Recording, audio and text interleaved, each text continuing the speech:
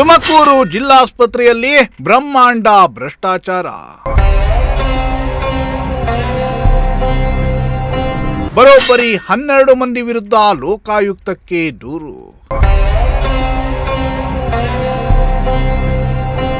ಇಬ್ಬರು ನಿವೃತ್ತ ಡಿಎಸ್, ಹಾಲಿ ಡಿಎಸ್ ವಿರುದ್ಧ ಕಂಪ್ಲೇಂಟ್. ಖಾಸಗಿ ಏಜೆನ್ಸಿ ಕಂಪನಿಯ ಮಾಲೀಕನಿಗೂ ತಟ್ಟಿದ ಬಿಸಿ.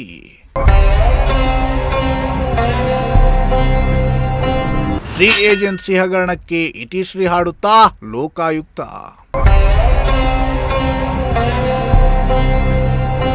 ಬಡ ರೋಗಿಗಳ ಪಾಲಿಗೆ ಆರೋಗ್ಯ ಸಂಜೀವಿನಿಯಾಗಬೇಕಿದ್ದ ತುಮಕೂರಿನ ಜಿಲ್ಲಾಸ್ಪತ್ರೆ ಕೆಲವು ಭ್ರಷ್ಟ ಅಧಿಕಾರಿಗಳಿಂದಾಗಿ ಭ್ರಷ್ಟಾಚಾರದ ಕೂಪವಾಗಿ ಬದಲಾಗಿ ಬಿಡ್ತಾ.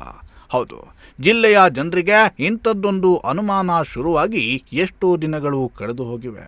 ಜಿಲ್ಲಾಸ್ಪತ್ರೆಯ ಕರ್ಮಕಾಂಡಗಳ, ಅಲ್ಲಿನ ಕೆಲವು ಹಗರಣಗಳ ಬಗ್ಗೆ ನಿಮ್ಮ ಪ್ರಜಾಶಕ್ತಿ ಟಿವಿ ಸಾಲು ಸಾಲು ವರದಿಗಳನ್ನು ಬಿತ್ತರಿಸುತ್ತಲೇ ಬರ್ತಾ ಇದೆ.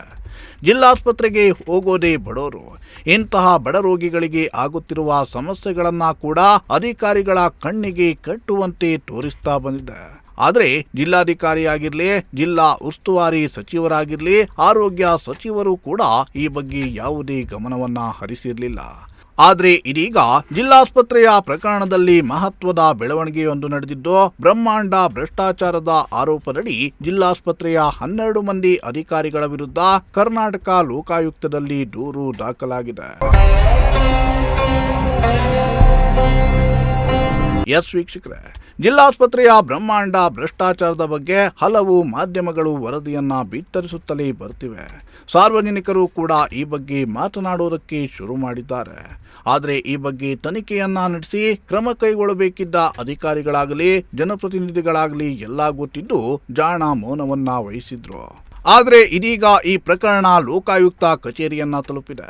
ಜಿಲ್ಲಾಸ್ಪತ್ರೆಯಲ್ಲಿ ಕಳೆದ 10 ವರ್ಷಗಳಿಂದ ಟೆಂಡರ್, ಹೊರಗುತ್ತಿಗೆ ನೌಕರರ ನೇಮಕ, ಉಪಕರಣಗಳು, ಸಲಕರಣೆಗಳು ಮತ್ತು ಪೀಠೋಪಕರಣಗಳ ಖರೀದಿಯಲ್ಲಿ ಆಸ್ಪತ್ರೆಯ ಕೆಲ ವೈದ್ಯಾಧಿಕಾರಿಗಳು ಹಾಗೂ ಸರ್ಕಾರಿ ನೌಕರರು ಸೇರಿಕೊಂಡು ಬಹುಕೋಟಿ ಹಗರಣವನ್ನ ನಡೆಸಿರುತ್ತಾರೆ. ಹಾಗೂ ಖರೀದಿ ಮಾಡದೆ ನಕಲಿ ಬಿಲ್ಗಳನ್ನ ಸೃಷ್ಟಿಸಿಕೊಂಡು ಭ್ರಷ್ಟಾಚಾರವನ್ನ ಮಾಡಿದ್ದಾರೆ ಅಂತ ಆರೋಪಿಸಿ ಸಾಮಾಜಿಕ ಕಾರ್ಯಕರ್ತರೊಬ್ಬರು ಜಿಲ್ಲಾಸ್ಪತ್ರೆಯ ಒಟ್ಟು 12 ಮಂದಿ ವಿರುದ್ಧ ಲೋಕಾಯುಕ್ತದಲ್ಲಿ ದೂರನ್ನ ದಾಖಲಿಸಿದ್ದಾರೆ. ಇಬ್ಬರು ನಿವೃತ್ತ ಡಿಎಸ್ ಹಾಗೂ ಹಾಲಿ ಡಿಎಸ್ ಸೇರಿ ಒಟ್ಟು 12 ಮಂದಿ ವಿರುದ್ಧ ಲೋಕಾಯುಕ್ತಕ್ಕೆ ದೂರು ದಾಖಲಾಗಿದೆ. ಅಷ್ಟೇ ಅಲ್ಲ, ಜಿಲ್ಲಾ ಆರೋಗ್ಯ ಮತ್ತು ಕುಟುಂಬ ಕಲ್ಯಾಣ ಇಲಾಖೆಯಲ್ಲಿ ದ್ವಿತೀಯ ದರ್ಜೆ ಸಹಾಯಕನಾಗಿರೋ, ಜೊತೆಗೆ ಈ ಬ್ರಹ್ಮಾಂಡ ಭ್ರಷ್ಟಾಚಾರದ ಕಿಂಗ್ ಪಿನ್ ಅಂತಲೇ ಹೇಳಲಾಗ್ತಿರೋ, ಮೊನ್ನೆಯವರೆಗೂ ಜಿಲ್ಲಾಸ್ಪತ್ರೆಯ ಟೆಂಡರ್ ಅನ್ನ ಹೊಂದಿದ್ದ ವ್ಯಕ್ತಿಯ ವಿರುದ್ಧವೂ ದೂರು ದಾಖಲಾಗಿದೆ.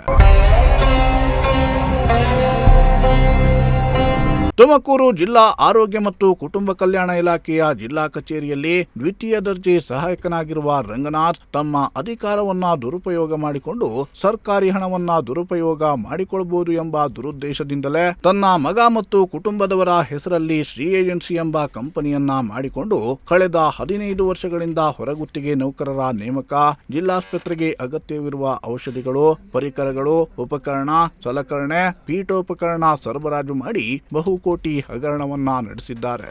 ಕರ್ನಾಟಕ ಪಾರದರ್ಶಕ ಅಧಿನಿಯಮದ ನಿಯಮಾವಳಿಗಳು ಹಾಗೂ ಟೆಂಡರ್ ನಿಯಮಾವಳಿಗಳನ್ನ ಮೀರಿ ತನ್ನ ಪ್ರಭಾವವನ್ನ ಬಳಸಿ ಅಧಿಕಾರಿಗಳಿಗೆ ಹಣದ ಆಮಿಷವನ್ನ ನೀಡಿ ತನ್ನ ಕುಟುಂಬದ ಒಡೆತನದ ಶ್ರೀ ಏಜೆನ್ಸಿ ಮೂಲಕ ಕಳೆದ 15 ವರ್ಷಗಳಿಂದ ಕೋಟ್ಯಾಂತರ ರೂಪಾಯಿಗಳ ಅವ್ಯವಹಾರವನ್ನ ನಡೆಸಿದ್ದಾರೆ ಅಂತ ದೂರಿನಲ್ಲಿ ಆರೋಪಿಸಿದ್ದಾರೆ.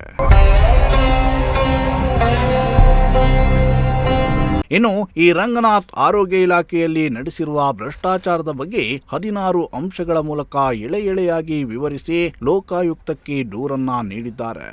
ಈ ವಿಚಾರವಾಗಿ ನಿವೃತ್ತ DS doctor Veerabhadrayya, doctor Veena, ಹಾಲಿ ಡಿಎಸ್ ಆಗಿ ಕೆಲಸ ಮಾಡುತ್ತಿರುವ ಡಾಕ್ಟರ್ ಅಸ್ಗರ್ ಬೇಗ್, ಡಾಕ್ಟರ್ ನಾಗೇಂದ್ರಪ್ಪ, ರಂಗನಾಥ್, ರವಿಕುಮಾರ್, ರಮೇಶ್, ಶ್ರೀದೇವಿ ಚಂದ್ರಿಕಾ, ನಾರಾಯಣ ಸ್ವಾಮಿ, ಹರೀಶ್, ಮಾನಸ, ತಾಜುನ್ನಿಸಾ ಎಂಬುವವರ ವಿರುದ್ಧ ಲೋಕಾಯುಕ್ತದಲ್ಲಿ ದೂರು ದಾಖಲಾಗಿದೆ. ಕೊನೆಗೂ ತುಮಕೂರು ಜಿಲ್ಲಾಸ್ಪತ್ರೆಯ ಬ್ರಹ್ಮಾಂಡ ಭ್ರಷ್ಟಾಚಾರದ ವಿರುದ್ಧದ ಹೋರಾಟ ಮತ್ತೊಂದು ಹಂತವನ್ನ ತಲುಪಿದ್ದು, ಕರ್ನಾಟಕ ಲೋಕಾಯುಕ್ತ ಈ ಪ್ರಕರಣವನ್ನ ಗಂಭೀರವಾಗಿ ಪರಿಗಣಿಸಿ ಈ ಭ್ರಷ್ಟಾಚಾರವನ್ನ ಬಯಲಿಗಿಳಿಯುತ್ತಾ ಅನ್ನೋದನ್ನ ಕಾದು ನೋಡಬೇಕಿದೆ. Bureau report, Prajashakti TV.